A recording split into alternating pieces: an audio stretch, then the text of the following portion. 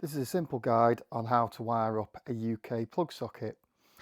And here what I'm doing is I'm connecting the live, which is the brown cable, into the live point. And then I'm going to get the blue cable, which is the neutral, and connect that into the neutral point, which says N. And I've already done the earth, which is the yellow and the green, and it's called CPC, and that's been connected into the earth. And the reason there's only one cable going into the neutral, one going into the live and one going into the earth is because this is a radial circuit. As you can see on the video, I've bent over the copper at the end. That's just to give it more bite when you screw the screw down to clamp the cable.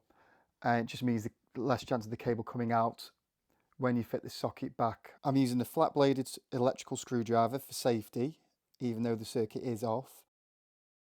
And this is how the socket should look when it's screwed back onto the wall. So this is a basic guide on how to connect up a UK socket.